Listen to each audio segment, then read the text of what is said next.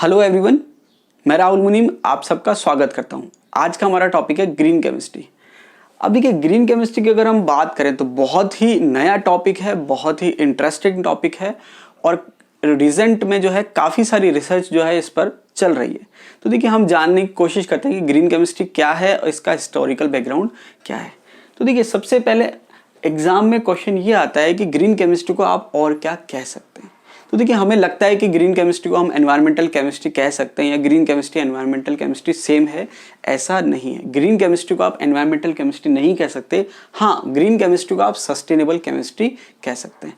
इसका रीज़न ये है कि एनवायरमेंटल केमिस्ट्री का जो मेन मोटो है पढ़ने का या जो मेन उसका थीम है वो ये है कि एनवायरनमेंट में कौन कौन से तरह के पोल्यूशन होते हैं, कौन कौन से पॉल्यूटेंट होते हैं और उनको हम स्टडी करते हैं। ठीक है, कि उनके क्या इफेक्ट है, उसको हम कैसे कंट्रोल कर सकते हैं। लेकिन ग्रीन केमिस्ट्री में हम क्या कर रहे हैं कि एनवायरमेंटल पॉल्यूशन को कंट्रोल करने की बात तो बाद की है। हम ग्रीन केमिस्ट्री की कोशिश ये कि एनवायरमेंटल पॉल्यूशन हो ही ना, वो आपके ग्रीन केमिस्ट्री के अंदर आता है। मतलब जो केमिकल्स आपके एनवायरमेंटल को हार्म पहुंचाते हैं वो केमिकल बने ही ना, तो वो हम कैसे पहुंचाएंगे। तो ये बेसिक डिफरेंस है ग्रीन केमिस्ट्री में और एनवायरमेंटल केमिस्ट्री में। इसके बाद अगर हम बात करें तो हम इसको सस्टेनेबल केमिस्ट्री कह सकते हैं। अब सस्टेनेबल केमिस्ट्री का क्या मतलब है? सस्टेनेबल केमिस्ट्री का मतलब ये है कि हम हमारे जो नेचुरल रिसोर्सेज हैं उनको हम ऐसे यूज करें कि हम तो उनको यूज कर ही लें अच्छे से, लेकिन जो हमारी फ्यूचर जनरेशन है उनको भी कोई चैलेंज या कोई प्रॉब्लम फ्यूचर में नहीं आनी चाहिए। मतलब ऐसा ना हो कि भाई हमारी जो नेक्स्ट जनरेशन जो है या जो फ्यूचर जनरेशन है उनके आते आते जो नेचुरल रिसोर्सेज है वो क्या हो जाए, खत्म हो जाए या समाप्त हो जाए। अब देखिए, ग्रीन केमिस्ट्री का कंसेप्ट कब आया, कहाँ से आया, उसको हम थोड़ा देखते हैं। EPA, अब देखिए शॉर्ट फॉर्म है, फुल फॉर्म इसकी पूछी जा सकती है कि EPA की फुल फॉर्म क्या है। तो EPA की फुल फॉर्म है एनवायरमेंटल प्रोटेक्शन एजेंसी। ये एक्चुअल में क्या है, एक एजेंसी है या हम कह सकते हैं एक ऑर्गेनाइजेशन है अमेरिका का, यूनाइटेड स्टेट्स का, जिसकी स्थापना हुई थी 1970 में। और इसका मेन उद्देश्य था कि एनवायरमेंट से रिलेटेड, कि एनवायरमेंटल पॉल्यूशन को कैसे कम किया जाए, उससे रिलेटेड इसका टॉपिक था। मतलब वो इनके एनवायरमेंटल प्रोटेक्शन एजेंसी का काम क्या था कि एनवायरमेंटल पॉल्यूशन को कम करना। ठीक है, इसके बाद एनवायरमेंटल प्रोटेक्शन एजेंसी ने जो है एक लेजिस्लेशन दिया या हम कह सकते हैं एक्ट दिया या कानून बनाया जिसका नाम था PPA। PPA का मतलब क्या है? Pollution prevention act. और कब दिया ये? 1990 में। और देखिए, पॉल्यूशन प्रिवेंशन एक्ट देने के बाद ही जो है ग्रीन केमिस्ट्री का कंसेप्ट इंट्रोड्यूस हुआ कि हम जो है केमिस्ट्री को ग्रीन कैसे बनाए। अब देखिए, ग्रीन केमिस्ट्री का मतलब क्या है डिटेल में हम पढ़ेंगे अभी आज की क्लास में। तो कब आया ग्रीन केमिस्ट्री का कंसेप्ट? 1990 में। तो आप देखेंगे बहुत पुराना कंसेप्ट नहीं है, बहुत ही नया कंसेप्ट है और इस पे काफी रिसर्च चल रही है। पॉल्यूशन प्रिवेंशन एक्ट में जो है ग्रीन केमिस्ट्री का कंसेप्ट आया। और देखिए, श्रेय जो है, क्रेडिट जो है किसको जाता है? पॉल टी एनास्टस को, जो कि एक केमिस्ट थे EPA में। ठीक है, पॉल टी एनास्टस को हम फादर ऑफ ग्रीन केमिस्ट्री भी कहते हैं। इंपॉर्टेंट है, एग्जाम में क्वेश्चन आ सकता है। अब देखिए, पॉल टी एनास्टस ने जो है ग्रीन केमिस्ट्री का जो टर्म है वो भी इंट्रोड्यूस किया या कॉइन किया। तो ग्रीन केमिस्ट्री जो टर्म है वो किसने दिया? पॉल टी एनास्टस ने। कब दिया? 1991 में। तो देखिए, आपके क्वेश्चन क्या बन गया कि फादर ऑफ ग्रीन केमिस्ट्री कौन है? ग्रीन केमिस्ट्री जो टर्म है वो किसने दी, कब दी, ये सब आपको क्लियर हो गया। अब इसके बाद ग्रीन केमिस्ट्री का यूज क्या है या ग्रीन केमिस्ट्री की हमें जरूरत क्यों पड़ी और ग्रीन केमिस्ट्री का एम क्या है, उसकी मीनिंग क्या है, डेफिनेशन क्या है, वो सारी डिटेल हम पढ़ेंगे। अब देखिए, इसके बाद हम देखते हैं कि Paul T Anastas and John C Warner, ये दो आपके जो हैं साइंटिस्ट आप कह सकते हो इनको, पॉल टी एनास्टस और उनके सहयोगी जॉन सी वार्नर, उन्होंने क्या करा? 1998 में एक बुक पब्लिश करी। ठीक है, कब करी? 1998 में एक बुक पब्लिश करी। बुक का नाम क्या था? Green chemistry theory and practice. तो आपसे एग्जाम में पूछ सकते हैं कि कौन सी बुक पब्लिश करी और कब करी? 1998 में करी। किसने करी? Paul T Anastas and John C Warner. और बुक का नाम क्या था? Green chemistry theory and practice.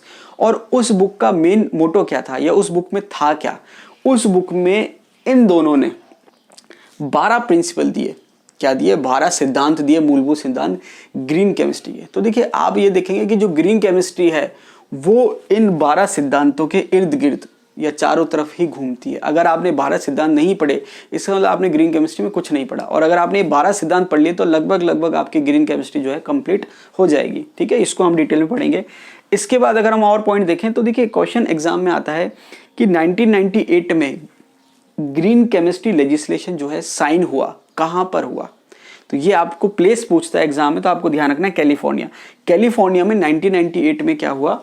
Sign green chemistry legislation, जिसका उद्देश्य क्या था कि कोई भी जो कंट्री है वो हैजार्डियस केमिकल प्रोड्यूस नहीं करेगा और उससे रिलेटेड कोई पॉलिटिक्स नहीं करेगा। तो एग्जाम में ये प्लेस पूछते हैं, ठीक है। देखिए मैंने जो है काफ़ी सारे क्वेश्चंस स्टडी किए हैं और क्वेश्चंस स्टडी करने के बाद ही जो है मैं आपको ये मैटर दे रहा हूं, तो आप ध्यान रखना एक एक शब्द जो है वो आपके एग्जाम में क्वेश्चन उस पर आते हैं। जो एग्जाम के पॉइंट ऑफ व्यू से इंपॉर्टेंट नहीं है वो मैं ना तो कभी पढ़ता हूं ना मैं कभी पढ़ाता हूं। तो आप ध्यान रखना, मैं जो एक एक लाइन बोल रहा हूं वो सब एग्जाम में इंपॉर्टेंट है और उससे क्वेश्चन आता ही आता है, ठीक है। इसके बाद जो नेक्स्ट क्वेश्चन बनता है वो है US presidential green chemistry challenge award. Exam में क्वेश्चन आता है कि ये जो अवार्ड है US presidential green chemistry challenge award, इसमें ऐसा खास क्या है या ये किससे रिलेटेड है या इससे रिलेटेड क्वेश्चन एग्जाम में आता है। तो आपको ध्यान रखना है कि यूएस में इकलौता केमिस्ट्री का अवार्ड जो कि प्रेसिडेंट द्वारा दिया जाता है, ठीक है। तो प्रेसिडेंट द्वारा दिया जाता है अवार्ड, इसलिए ये जो है अवार्ड अपने आप में खास है। एग्जाम में पूछते हैं कि इससे रिलेटेड इंपॉर्टेंट बात क्या है, तो इससे रिलेटेड इंपॉर्टेंट बात यह है कि यूएस के प्रेसिडेंट द्वारा दिया जाता है केमिस्ट्री का इकलौता अवार्ड। आज के टाइम में केमिस्ट्री जो है बहुत इंपॉर्टेंट है, क्योंकि बहुत सारी चीज़ों के मैन्युफैक्चरिंग में केमिस्ट्री काम आती है। जैसे अगर आप बात करें मेडिसिन की, अगर हम बात करें फार्मास्यूटिकल इंडस्ट्रीज़ की बात करें या टेक्सटाइल इंडस्ट्रीज़ की बात करें या और भी काफ़ी चीज़ों की बात करें, पॉलीमर्स की बात करें, तो वहाँ पर जो बहुत सारा प्रोडक्शन हो रहा है वो केमिस्ट्री को ध्यान में रखकर ही हो रहा है। लेकिन एक जो सबसे बड़ी जो प्रॉब्लम क्रिएट हो रही है वो ये है कि जो साइड प्रोडक्ट्स है जो कि क्या है कई बार हैजार्डियस हो सकते हैं, हार्मफुल हो सकते हैं, वो भी क्या होते हैं प्रोड्यूस हो जाते हैं। तो वहाँ पर क्या है कि हैजार्डियस केमिकल प्रोड्यूस होते हैं, तो वो एक तरह से वैसे इकोनॉमिक लॉस हो रहा है। दूसरा उसको मैनेज करना, उसको रिमूव करना, उसका डिस्पोज करना, ये भी एक बहुत बड़ा क्या होता है चैलेंज हो जाता है। तो इसीलिए जो है ग्रीन केमिस्ट्री इंट्रोड्यूस की गई है। और ग्रीन केमिस्ट्री का मतलब क्या है कि हैजार्डियस जो केमिकल्स है, जो सब्सटेंसेज है, उसको एलिमिनेट करना या रिड्यूस करना, मतलब उनको बनने ही ना देना। तो देखिए अगर हम बात करें ग्रीन केमिस्ट्री की, तो जो हमारी जो चिंता है वो हैजार्डनेस की वजह से है। तो देखिए ये एग्जाम में कई बार पूछ लेते हैं कि रिस्क बराबर क्या होता है, तो risk equals to hazard into exposure.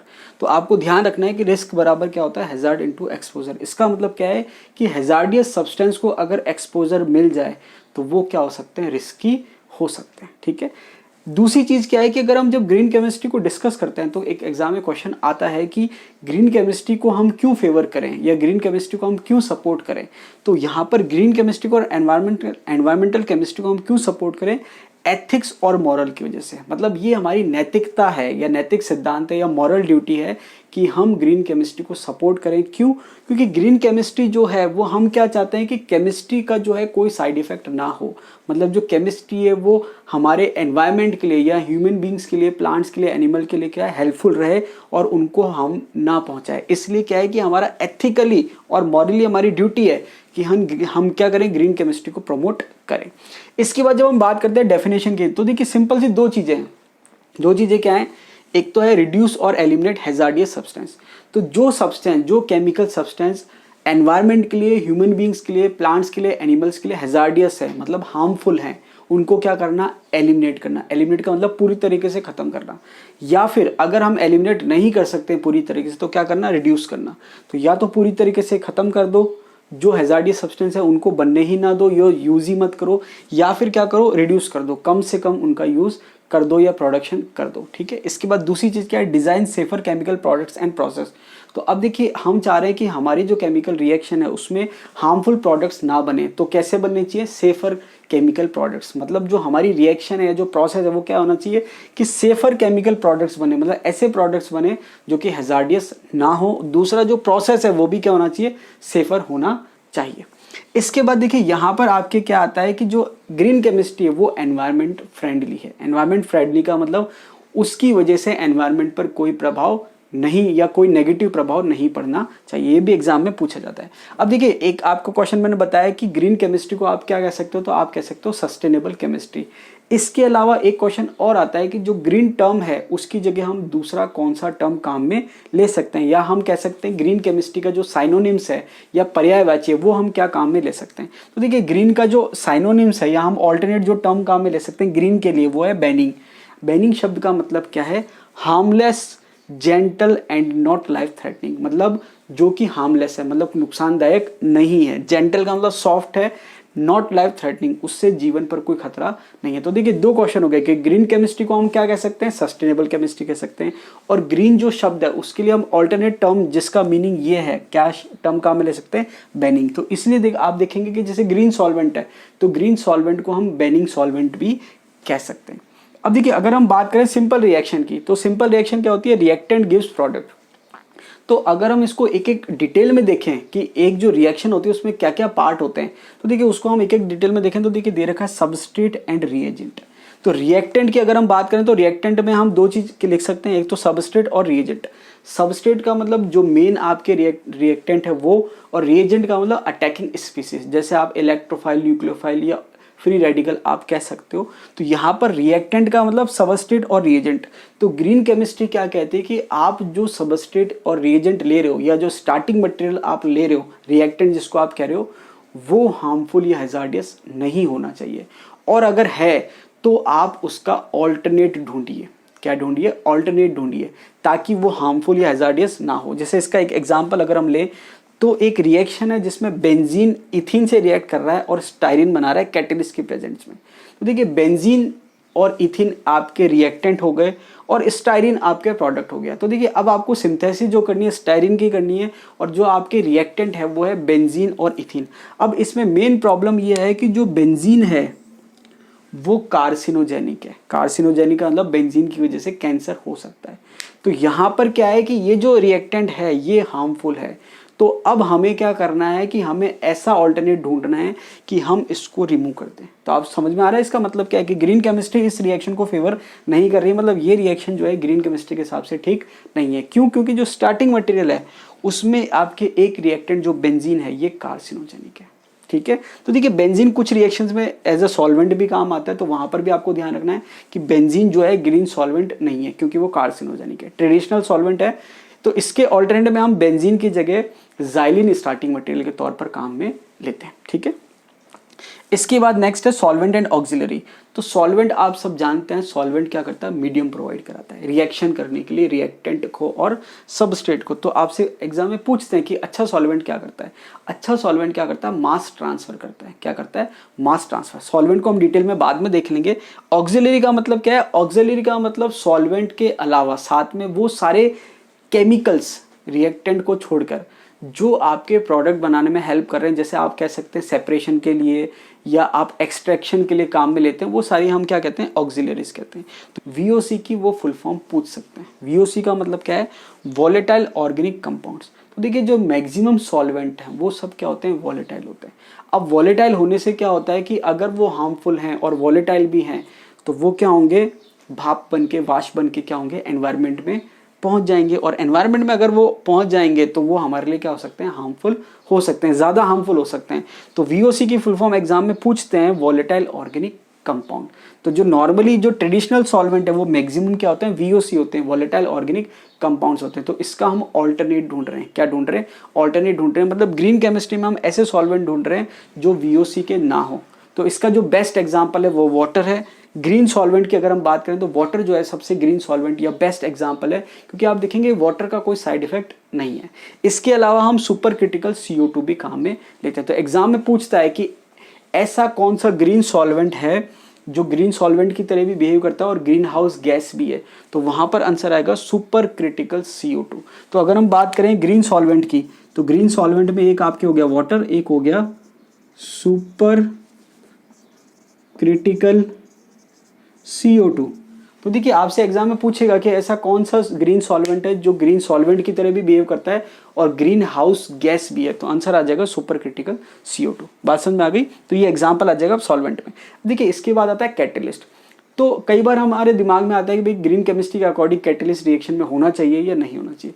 तो देखिए कैटलिस्ट जो है बहुत इंपॉर्टेंट पार्ट होता है रिएक्शन का, क्योंकि कैटलिस्ट जो क्या करता है, रिएक्शन का जो टाइम ड्यूरेशन है उसको कम कर देता है। मतलब जो रिएक्शन 6 घंटे में होनी है उसको आधे घंटे में कंप्लीट कर देता है। एज ए एग्जाम्पल मैं बता रहा हूँ। तो कैटलिस्ट क्या करता है, ऑल्टरनेट पाथ प्रोवाइड करता है और एक्टिवेशन एनर्जी को कम कर देता है। तो ग्रीन केमिस्ट्री क्या कहती है कि कैटलिस्ट रिएक्शन में होना चाहिए, लेकिन कैटेलिस्ट का कोई साइड इफेक्ट नहीं होना चाहिए। तो आप देखेंगे जो डी ब्लॉक के एलिमेंट्स हैं नॉर्मली कैटेलिस्ट के तौर पे काम में आते हैं और उनके कंपाउंड्स काम में आते हैं, लेकिन वो क्या है कि हार्मफुल एनवायरनमेंट के लिए हो सकते हैं। तो वहाँ पर आप क्या है एग्जाम्पल अगर हम बात करें, एंजाइम जो है बहुत अच्छा एग्जाम्पल है ग्रीन कैटेलिस्ट का, क्योंकि एंजाइम के कोई साइड इफेक्ट्स नहीं होते और बहुत स्पेसिफिक भी होते हैं। इसके बाद हमने कहा प्रोसेस। तो देखिए प्रोसेस, जैसे आपने यहाँ देखा केमिकल प्रोडक्ट्स एंड प्रोसेस, तो प्रोसेस से मीनिंग ये है कि आप रिएक्टेंट से प्रोडक्ट बना रहे हैं, तो बीच का जो प्रोसेस है, या हम इसको हम ऑल्टरनेट लैंग्वेज में कहें कि जो एनर्जी हम प्रोवाइड करा रहे हैं वो कैसे प्रोवाइड करा रहे हैं। तो जो ट्रेडिशनल मेथड है वो हीटिंग का मेथड है। मतलब ट्रेडिशनल मेथड में अगर हमको एनर्जी देनी होती है रिएक्शन के लिए तो हम क्या करते हैं, हीट देते हैं, या फिर रिएक्शन के दौरान क्या होती है, हीट एलिमिनेट होती है। तो वो जो है एनवायरनमेंट के लिए हार्मफुल है, बहुत ज़्यादा हीट जो है वो एनवायरनमेंट के लिए क्या है, हार्मफुल है। तो वहाँ पर जो ऑल्टरनेट टेक्निक काम में आ रही है वो है माइक्रोवेव। ये एग्जाम में पूछेंगे, ध्यान रखना आप कि हीटिंग के लिए जो ग्रीन केमिस्ट्री जो है वो कौन सी एनर्जी सोर्स को फेवर कर रहा है, तो आंसर आएगा माइक्रोवेव। और एक टेक्निक और है सोनो केमिस्ट्री। तो सोनो केमिस्ट्री क्या कर रहा है कि जो आपके सॉल्वेंट है उसको कम से कम कर रहा है और जो यील्ड है उसको बढ़ाने का काम कर रहा है। इसको हम डिटेल में बाद में पढ़ेंगे। इसके बाद आता है प्रोडक्ट एंड साइड प्रोडक्ट्स। अब देखिए जब हम रिएक्शन कराते हैं तो मैंने क्या लिखा, रिएक्टेंट गिव्स प्रोडक्ट।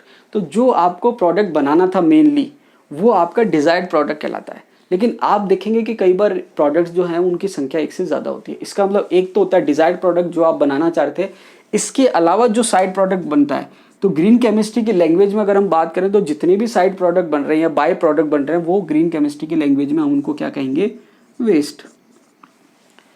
तो ग्रीन केमिस्ट्री क्या कह रहा है कि दो चीज़ है, एक तो प्रोडक्ट मैक्सिमम बनना चाहिए, वेस्ट नहीं बनना चाहिए, या फिर प्रोडक्ट मैक्सिमम बनना चाहिए और वेस्ट जो है कम से कम बनना चाहिए। तो यहाँ पर दोनों चीज़ें, एक तो आपको क्या ध्यान रखना है कि प्रोडक्ट जो है ज़्यादा से ज़्यादा बने, लेकिन प्रोडक्ट की नेचर हार्मफुल या हैजार्डियस नहीं होनी चाहिए।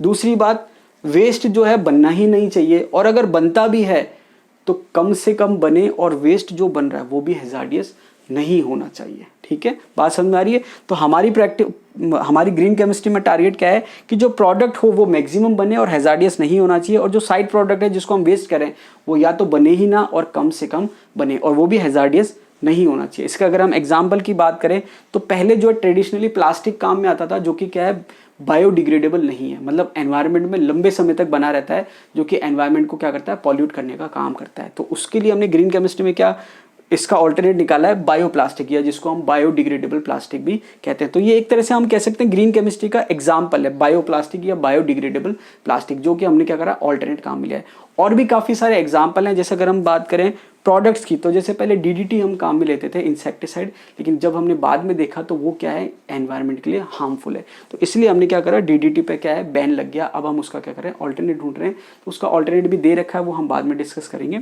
अभी केवल हम एक इंट्रोडक्शन देख रहे हैं। इसके बाद ग्रीन केमिस्ट्री और क्या करता है, ग्रीन केमिस्ट्री क्या करता है, रिड्यूस करने का काम करता है। रिड्यूस का मतलब कम करने का काम करता है। किस किसको कम करता है, रिस्क एंड हैजार्ड, जो हार्मफुलनेस है, जो रिस्कीनेस है, उसको कम करने का काम करता है। दूसरा, अगर हम इसको यहाँ से कोरिलेट करें तो ग्रीन केमिस्ट्री क्या करती है, पॉल्यूशन को कम करने का काम करती है। पॉल्यूशन को कम करने का काम का मतलब क्या है, देखिए आपने एक स्टेटमेंट सुना होगा, prevention is better than cure. इसका मतलब ये है कि prevention is better than cure, मतलब यहाँ पर क्या है, एक तो हम क्या करें, पहले वेस्ट प्रोडक्ट बना दें, हैजार्डियस सब्सटेंसेस बना दें, और उसके बाद ये सोचें कि भाई उनको कैसे रिमूव किया जाए या कैसे कम किया जाए। इससे बेटर ये है कि हम हैजार्डियस केमिकल बनने ही ना दें। तो ग्रीन केमिस्ट्री क्या करती है, हैजार्डियस सब्सटेंसेस जो हैं उनको रिड्यूस करती है, मतलब उनके प्रोडक्शन को क्या करती है, कम। जब वो बनेंगे ही नहीं तो एनवायरनमेंट पॉल्यूट नहीं करेंगे। तो क्या करती है, रिस्क और हैजार्ड को कम करता है और पॉल्यूशन को कम करता है। इसके अलावा जो है ग्रीन केमिस्ट्री और किसको कम करता है, एनर्जी। तो देखिए ग्रीन केमिस्ट्री का केवल मोटो ये नहीं है कि आपके हैजार्डियस सब्सटेंस कम हो जाए और सेफर केमिकल और प्रोडक्ट्स बने, उसका मोटो ये भी है कि एफिशिएंसी ज़्यादा होनी चाहिए और एनर्जी कम से कम, कॉस्ट कम से कम लगे। इसका मतलब कम से कम एनर्जी में मैक्सिमम प्रोडक्ट आपका बन जाए। और सेम चीज़ है, आपके कॉस्ट जो है वो कम से कम आनी चाहिए। अगर आपके कोई केमिकल रिएक्शन आप करा रहे हो, प्रोसेस करा रहे हो जो बहुत ज़्यादा कॉस्ट में आ रहा है, तो वो ग्रीन केमिस्ट्री के हिसाब से अच्छा नहीं है। बहुत कम कॉस्ट में आप ऐसा स्टार्टिंग मटेरियल लो जो आपकी आसानी से अवेलेबल हो जाए और जिसकी कॉस्ट क्या हो, कम हो। इसके अलावा वेस्ट जो है वो आपको कम से कम करना है। अब देखिए एक टर्म दे रखी है, नॉन रिन्यूएबल। अगर हम बात करें रिएक्टेंट की, तो रिएक्टेंट दो तरीके से हो सकते हैं, रेन्यूएबल और नॉन रिन्यूएबल। अब इनका मतलब क्या है? रेन्यूएबल और नॉन रिन्यूएबल का मतलब यह है कि नॉन रिन्यूएबल का मतलब जो आपको बार बार एनवायरनमेंट से नहीं मिल सकता या जो आप बार बार प्राप्त नहीं कर सकते। रेन्यूएबल का मतलब है जो आप आसानी से नेचर से बार बार प्राप्त कर सकते हैं। जैसे अगर हम बात करें हमारा रिएक्टेंट जो है, हम सेल्यूलोज ले रहे हैं, तो सेल्यूलोज जो है वो हमारा रेन्यूएबल है। रेन्यूएबल का मतलब आप बार बार उसको पेड़ों से प्राप्त कर सकते हैं, आसानी से आपको मिल जाएगा। लेकिन अगर आप कोई ऐसा केमिकल काम में ले रहे हैं जो कि नेचर से हमें नहीं मिल रहा, तो वो एक तरह से क्या है, नॉन रेन्यूएबल है। या नेचर से मिल भी रहा है तो वो कंज्यूमेबल है। कंज्यूमेबल का मतलब वो बार बार प्रोड्यूस नहीं हो रहा, एक बार जो स्टॉक है वो बाद में क्या हो जाएगा, खत्म हो जाएगा, तो वो आपके नॉन रिन्यूएबल हो जाएगा। तो ग्रीन केमिस्ट्री ये कह रहा है कि आपको कोई भी केमिकल रिएक्शन या प्रोसेस करना है तो आप जो स्टार्टिंग मटेरियल ले रहे हैं वो आप रेन्यूएबल लें, ताकि फ्यूचर में कभी भी उसकी कमी ना हो। ठीक है। इसके अलावा मटेरियल्स, ग्रीन केमिस्ट्री ये भी कह रहा है कि जो आप केमिकल्स काम में ले रहे हो, चाहे वो रिएक्टेंट हो, चाहे सॉल्वेंट हो, चाहे ऑक्सिलरीज हो, कैटेलिस्ट हो, कुछ भी हो, आपको कम से कम काम में लेना है। बहुत ज़्यादा केमिकल्स आपको वेस्ट नहीं करना है। तो आप देखेंगे कि ग्रीन केमिस्ट्री का फोकस क्या है कि हैजार्डियस केमिकल सब्सटेंस को कम से कम किया जाए, सेफर केमिकल्स प्रोडक्ट्स और प्रोसेस को इम्प्रूव किया जाए या ऑल्टरनेट बनाया जाए, design safer chemical products and process, और जो कॉस्ट है उसको भी क्या किया जाए, कम किया जाए। देखिए ये एक इंट्रोडक्शन था, यहाँ पर मैंने आपको बहुत डिटेल में जो एग्जांपल्स हैं वो नहीं लिए हैं, क्योंकि सेम एग्जांपल आपके रिपीट होंगे जब हम 12 प्रिंसिपल पढ़ेंगे। तो आज के लिए इतना ही। नेक्स्ट वीडियो में हम ग्रीन केमिस्ट्री के 12 प्रिंसिपल पढ़ेंगे, जिसमें आपके ग्रीन केमिस्ट्री क्या है, डेफिनेशन, मीनिंग, एम, वो सारी चीज़ें डिटेल में आ जाएगी, और हर प्रिंसिपल से रिलेटेड एग्जाम में क्या क्या क्वेश्चन आ सकते हैं, कौन कौन से ग्रीन केमिस्ट्री के एग्जाम्पल जो हैं एग्जाम में पूछे जाते हैं, वो मैं आपके सारे डिस्कस करूंगा। और आप जो है मेरे टेलीग्राम ग्रुप से जुड़ सकते हैं, मैं डिस्क्रिप्शन में लिंक दे दूंगा। वहाँ पर मैं जो है आपको प्रीवियस ईयर के या हम कहें मॉडल क्वेश्चन जो हैं जो एग्जाम में पूछे जाते हैं वो मैं आपको वहाँ पर शेयर करूँगा। आज के लिए इतना ही। धन्यवाद।